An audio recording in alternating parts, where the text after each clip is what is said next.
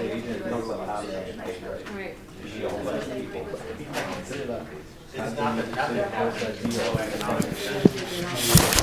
All right, so let's go through them. Number 1, opened a bank account in the name of Herod is Inc. and deposited $20,000 of her own money in this account in exchange for shares of common stock. Cash debit for $20,000 and then common stock credit for $20,000. Debit to cash, $20,000. Credit to common stock, $20,000. And then how would you write your explanation? Sold shares of stock. To record sale of common stock to Kate Brown. You always start with to record, even though the book does not. It's always to record something. Yes. Where do we write to record and like what? So if you're doing it on binder paper, it's just the third line. So but this is for what are we recording it in? This is like the thing is The general journal. General journal. Yes. Is that me? Sorry. I was gonna say it might be a kid. My husband is in jury duty, and I'm an hour away. Not a good thing. Okay, so it's the third line of your general journal entry, and your debits always start to the very left. Then your credits you indent. There's a rule on financial statements, but for us, I usually just start under the account title. Just make sure that you leave enough space so that you can see the indent. Is this like illustration 217? 217. On page 59. No, like in the solution is pretty good, except where it gives the explanation. It should be to record, and it should start where either the debits are or where the account title is, like how I have it written on the board.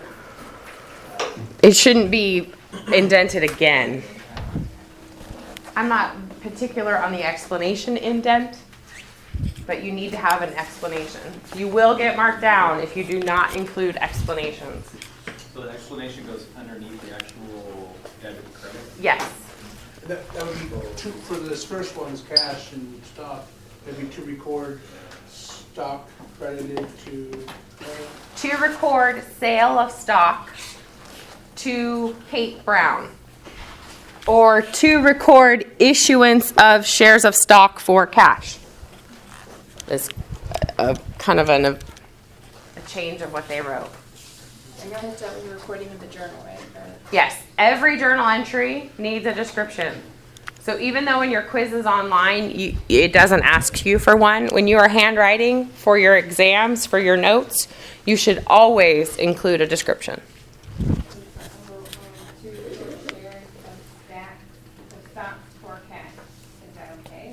To record sale of stock for cash. Yeah. Yeah, you need to have the word sale though. You may have it written. There you go. Shares Of stock for cash. That's all right. to record sales of stocks for cash. Correct. Yes. Okay, number 2. Purchased equipment on account to be paid in 30 days for a total cost of $4,800. Equipment and debit, 4,800, and accounts payable credit, 4,800. Debit equipment, $4,800. Credit accounts payable, $4,800. To record purchase of equipment on account. That wouldn't be sale. That would be, Say that again? that Did you- wouldn't be sale of equipment, then purchase of equipment. We purchased it, yes. Here it is. We need sinks, we need blow dryers, we need curling irons, right? That would be a supply. Equipment would be the big mirrors, the chairs, the sinks you sit in. Says the man with the blue hair. He knows. Yes, that would be equipment. Okay, number 3. Interviewed 3 people for the position of hairstylist. Why is there no entry recorded? Yeah. We don't owe anybody money. Nobody owes us money, right? There's no economic event that happened from the interviewing. We may have to go get a drink or coffee or something after because it was horrible. Such a horrible process, interviewing. No matter how prepared you feel, it's awful. Yeah. Do you have to write that down? No. Okay. They're just quizzing you. Yeah. If nothing happened, you don't put anything in your general journal. You like interviewing? Oh, I do not. Not even an explanation? No. Yep. It's not stressful. Do you like to be the interviewer? Is that what you mean? I like interviews, like being Oh. Does anybody else? You do too? Oh. It's like a business transaction. Sure. I'm advertising my product Yeah. to a potential buyer, and I just That's a good outlook. I still find it stressful. But when interviews, like as you go up, they become more complex and it becomes Yeah. almost like a game. Like if you don't answer the questions the right way, it gets. It's the body language, it's the way you speak, it's the what's the follow-up question to the question you answered. If you answer it a specific way, you can kind of determine what the follow-up question's going to be. I don't like any of that. I just don't. It's not my, yeah. I like an accounting job. Uh-huh. The interview More corporate you get, it gets crazier. I guess intense. Intense? No, I don't think so. Or like a big, or like the big four. You're not being aggressive enough. You're on the sales position. Well, they're going to go by, if this is like your first job out of school, they're going to go by your GPA, what you've done. Have you done any internships? Have you done any work in accounting, right? And then if, depending on those answers, then they're going to go based on your personality. Are you going to be able to talk about accounting? Are you going to be able to explain it to clients? Are you going to be able to get the work done? Talking about it's a big thing. I heard like they don't care what your GPA really. As long as you have your CPA. So, Yeah, but you don't come out of school with your license. yeah, I know. So they do care about your GPA. Absolutely. And just from the Army. Your first job, they care. After that, then they look at experience and what you've done since you graduated. Yeah.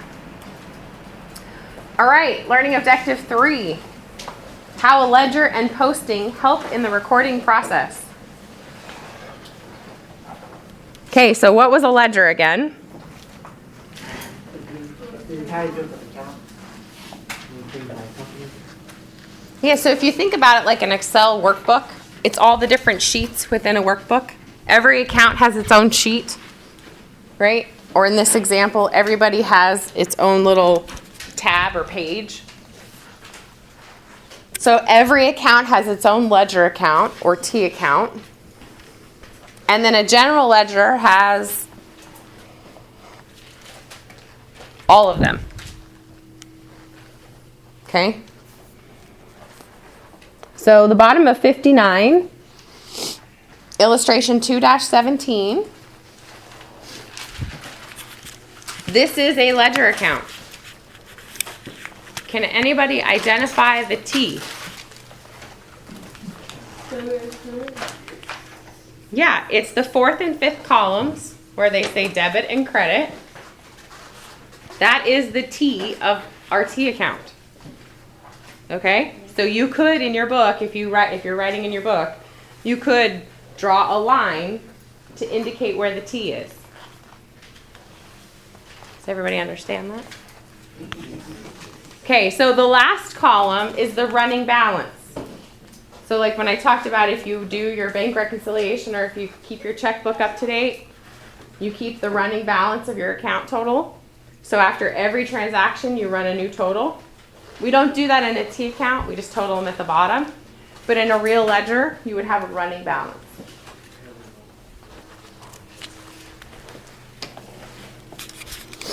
Questions on the standard form of account?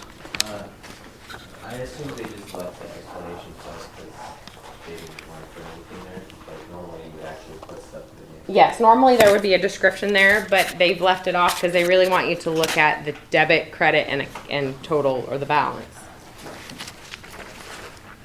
Okay, page 60. Posting. Okay, what is our first step?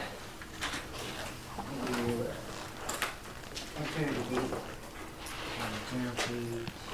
Well, how did we get this information that we're going to put in the ledger? Maybe we need to go back. The general, right? We get it from the journal, right? So we've recorded the transaction. We've already identified the economic event. We recorded the journal entry in the general journal. Now we're looking at our general journal and we're deciding what we're going to do with it. Okay, now what's our first step? Enter the date, the general page, and the debit amount shown in the journal.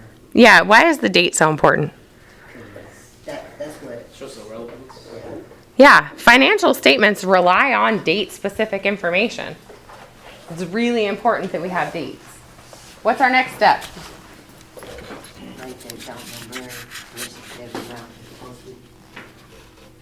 Yeah, in our general journal, we would write the account number in that reference column, right? And then we're going to go to those accounts, those ledgers, and what's next?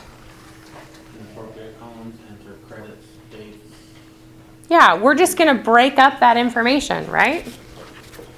So if we do this really simply with a key account,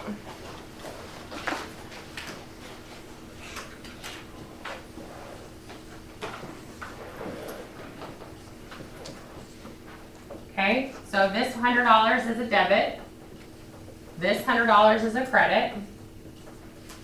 That is, in essence, my ledger.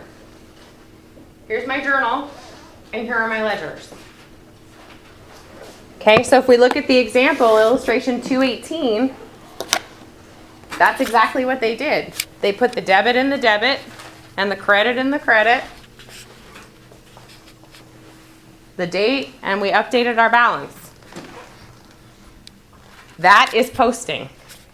So what's the point of that if you're gonna already give explanation on the ledger? Is it just so that you know like what time period, kind of like to go back? Or? Why do we post it to the ledger? Or why do we have the explanation column? Why do you have a reference like go to the journal to Ah. look at this? Because when we continue in this, we will learn that there is more than just the general journal. There are special journals. And then once we start using the special journals, then we'll have different reference numbers. Yeah. We're really creative. I told you. We have special journals, and guess what we call them? Special journals. Creative. Right there, right there. We are creative. Okay. Yeah, do you have a question? Any questions on posting? I think once you start doing it, it makes more sense. Page 61, chart of accounts. What is the chart of accounts? It's the list of the references. It's the listing of all of our accounts. And we normally do them in numerical order. And there's normally one in the back of your... There's normally one. Well, there is one, but it's not in that thick paper in the beginning of the book. There is one. So how come they skip 500? Okay, so assets normally have a account number starting with a 1. So it's normally either 100s or 1000s. Depending on how many accounts you're going to have is what number you use. So a small business is usually going to be a 3-digit number. Apple probably has like 10,000s. So cash would be 10,001. AR would be 10,005 through 10,595. We need that to use. Well, it's assigning a number to each account. It's not necessarily like using 10,000. It's just giving yourself the space if you need to, because to change your numbering system is not easy. So assets normally have 100s. They're always going to show up first in your chart of accounts.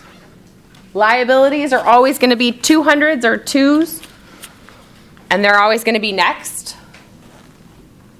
Stockholders' equity is always going to be threes, 300s, 3000s. Revenues are always going to be fours, 400, 4000. And because we are focusing on financial accounting and external reporting, we are not using manufacturing examples.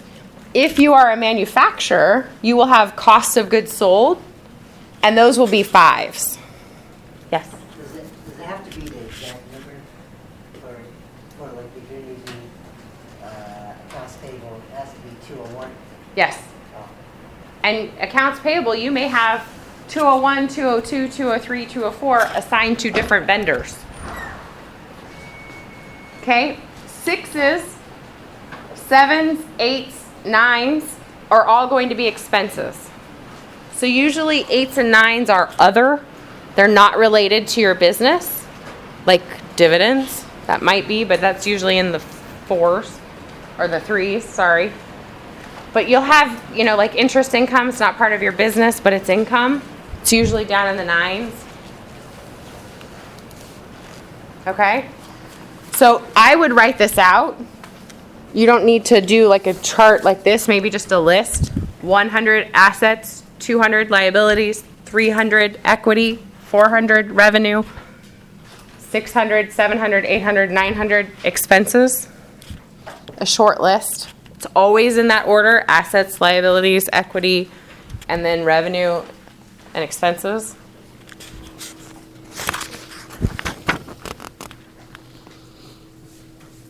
And then I think we'll pause there for a break. We'll come back and we'll start on page 62.